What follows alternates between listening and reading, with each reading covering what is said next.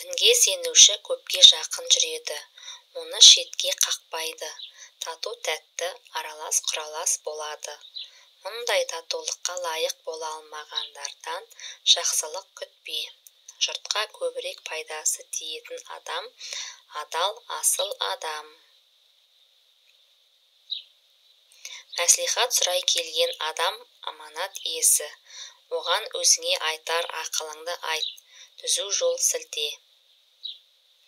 Діндар діндардың айнасы, бір-бірінің көрініп тұрған кемістігін түзетіп отырады. Діндарлар келісілген шарттарды бұлжытпай орындайды. Қулық пен қиянаттың орны тозақ. Біздің сөзімізді естіп, оны жұртқа өзгертпей жеткізген адамның Тәңірі жүзін жарық етсін. Хадистерімді тікелей менің аузымнан естіген адамнан гөрі екінші біреулер арқылы естіген кісілердің жақсы сақтауы да мүмкін.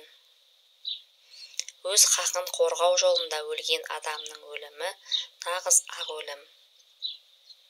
Күнәға өкіну, тәубаға келу. Пайғамбарымыз өз үмбеттерін адасудан, жаңылсудан қайтарады.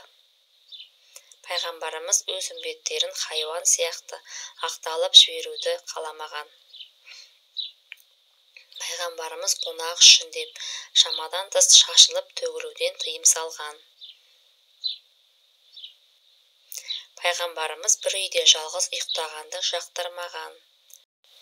Пайғамбарымыз соғыс кезінде әйелдер мен балаларды өлтіртпеген.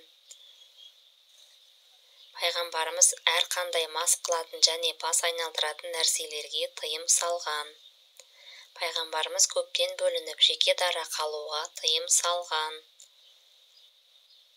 Пайғамбарымыз екі кісі бірге тамақтанғанда бірінің аш көзденіп қолды оңды-солды сала беруіне тыйым салған.